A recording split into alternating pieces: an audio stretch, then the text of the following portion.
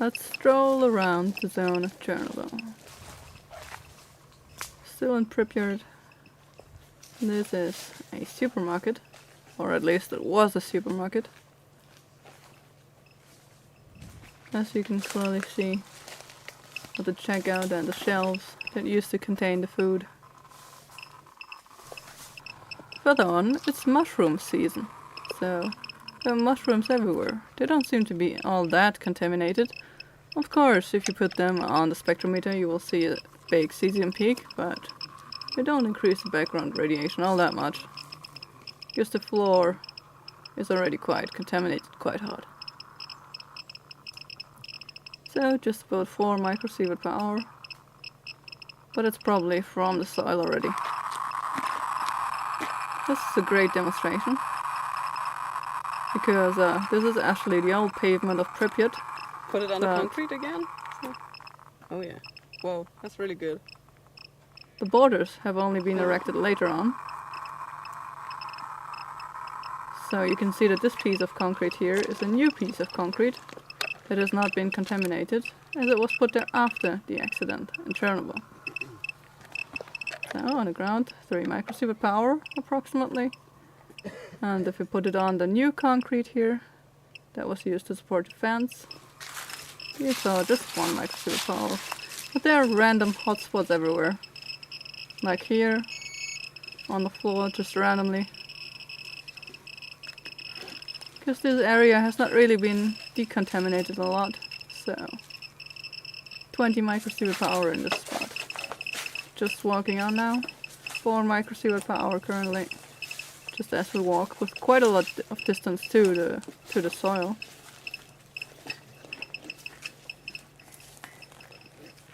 And that's yeah, the fence around Pripyat of sorts.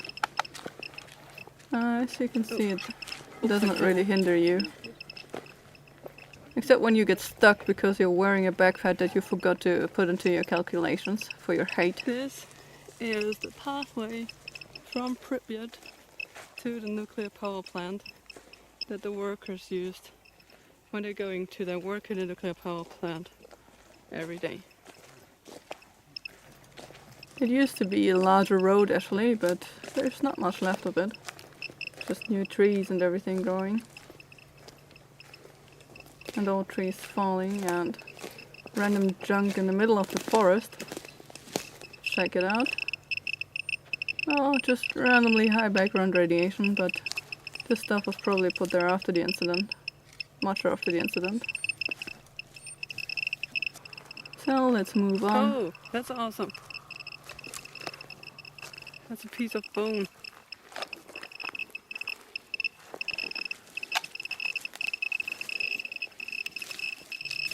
Bone basically contains calcium, so that means due to the chemical properties it also takes up strontium, strontium-90, the isotope that is quite an issue in reactor incidents.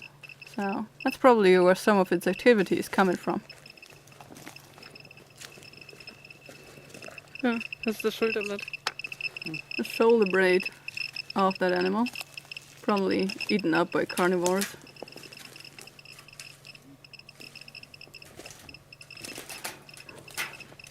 Moving over and across some old pipes. We're quite close to the power plant now.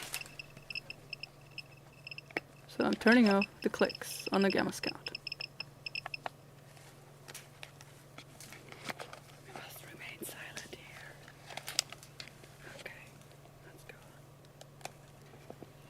Exactly, because they could in theory hear us. Do you hear that machinery noise in the back?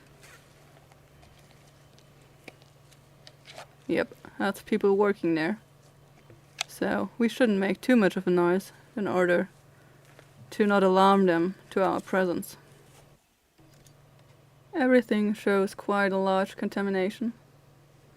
Quite uniform field of high radiation levels. As this part has not been decontaminated. It's not your general tourist tour. So you can see old pieces from railroad stuff. and other equipment here. Random bits and pieces, scrap metal, that nobody really bothered to pick up.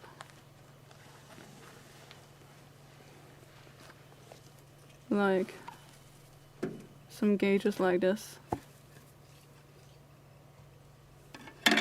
Or ball bearings.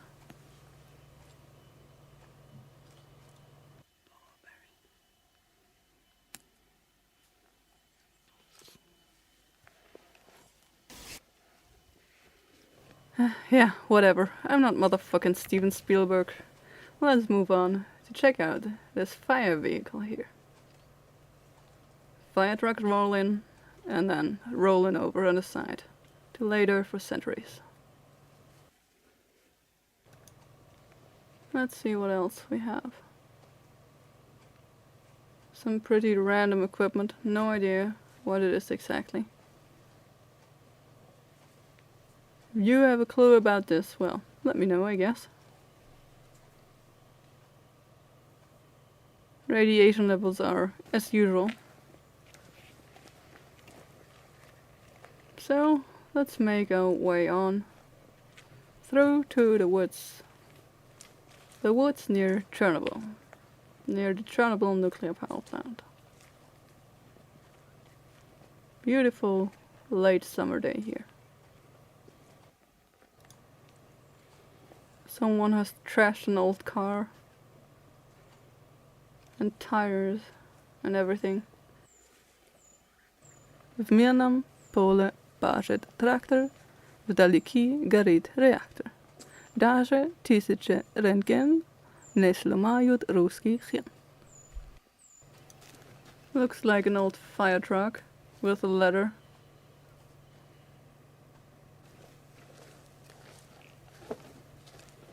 Quite comparably low background radiation levels here.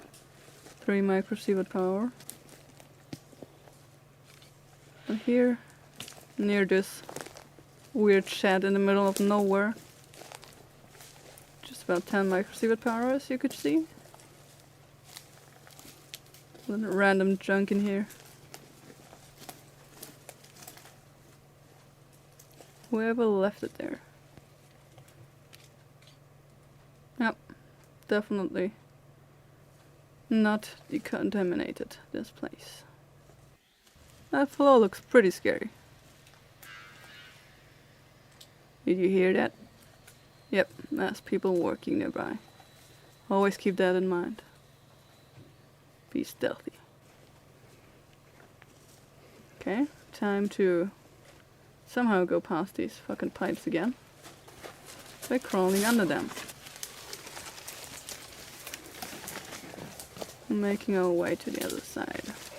Moving right along to higher levels of radiation, apparently. 12 to 13 microsievert per hour as we walk along this area. 15 microsievert per hour as we walk on the open plain right here.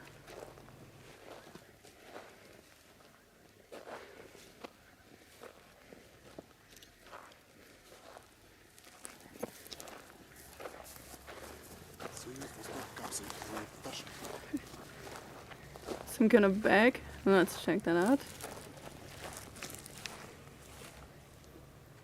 It's a usable stock. Let's put the dosimeter there.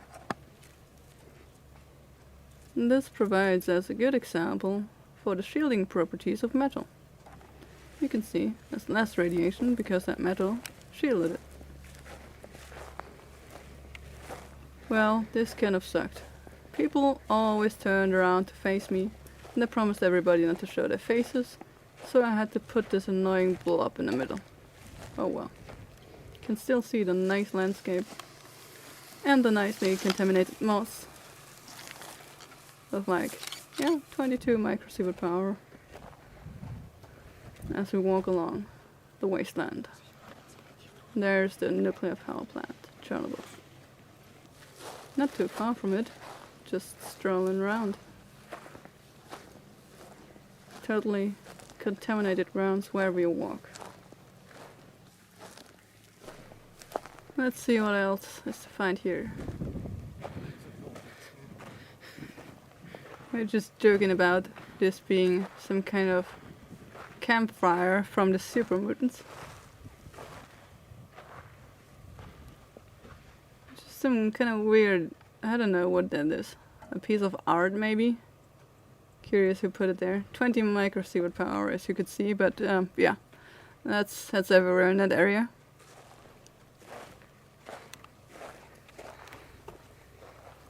Let's sit down and camp. Oh, maybe not. Let's walk on.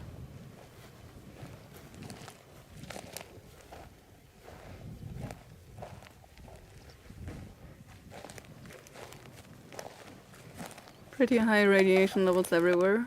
Let's compare. It's like 16 microsievert per hour on the outer mass and 22 microsievert per hour on the Gamma Scout. But the outer mass is gamma only, so I think the Gamma Scout is not too far off for this reading. Now, what's this? Oh, some kind of random bottles. Curious as always, I have to check out if the contents are more radioactive than the surroundings. Let's see. Doesn't seem like much. Let's remove that glass and remove the straw in 2 dimension while looking through the camera. Just 30 microsievert per hour, so not an increase from that glass being into place. Random junk. No idea who put it there. Just so you can hear what this level of background radiation sounds like. So let's move on. Random bucket of paint or something. It's been laying like that for a long time, as it seems. The underside is pretty much intact. On the top side is covered with iron 3 oxide. Let's see what else we can find. 30 microsievert per hour everywhere we walk.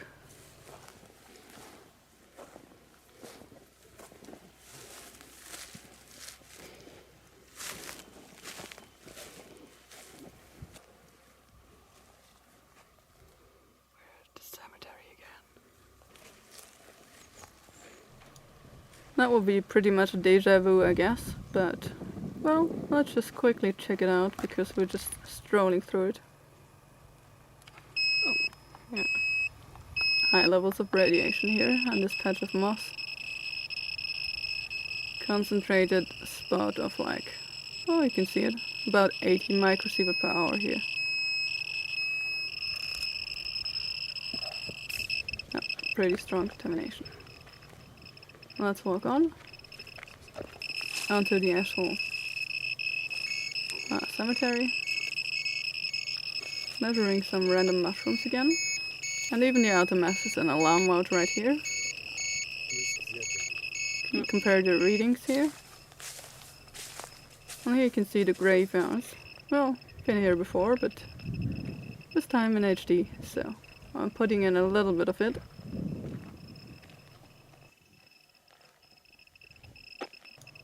Apparently, if you can prove that you have a relative that has been buried here, then you can visit this place, this cemetery, on certain occasions. So, yeah, that's kind of interesting, and I guess that explains how all this newer stuff gets here.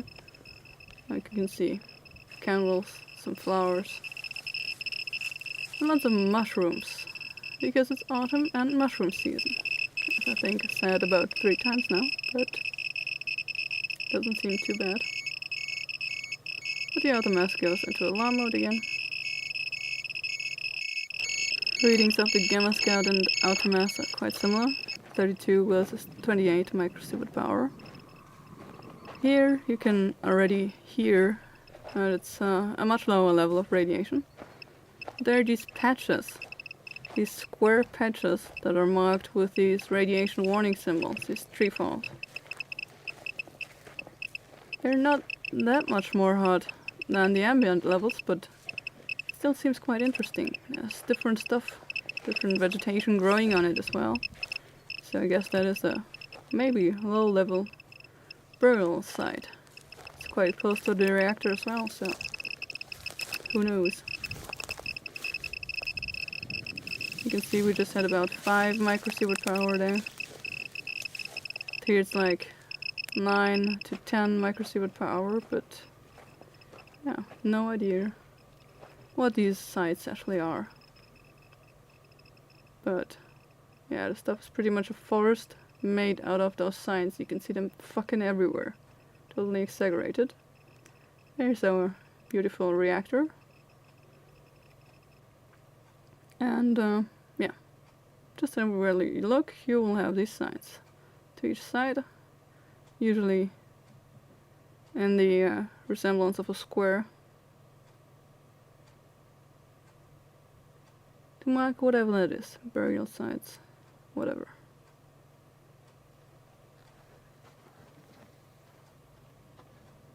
You could see some birds flying there. Let's walk on a bit. More contaminated moss.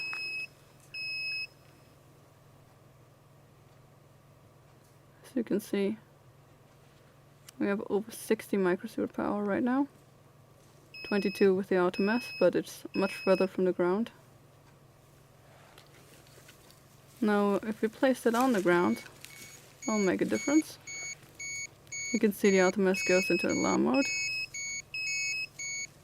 but the readings differ quite drastically. As I said, outer mass is gamma only, energy compensated Geiger millitube.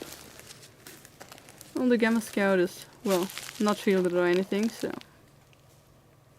it's quite interesting. If you measure an object from up close, then the gamma scout produces a much higher reading. But if you measure a uniform field from further away, which is, well, mostly gamma, let's say, then the readings of the gamma scout and the outer mass are actually quite close. So that's good. You can also hear that when I'm walking on the soil, the radiation levels are much higher than on the pavement. You can instantaneously hear a decrease and see it after a few seconds. About double the radiation. Let's play a radioactive football in the zone of Chernobyl. That's a lame football, but it works.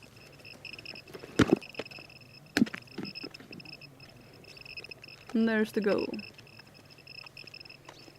An old car wreck, or whatever that was. Well, I hope you enjoyed our little tour of the radioactive wasteland of Chernobyl.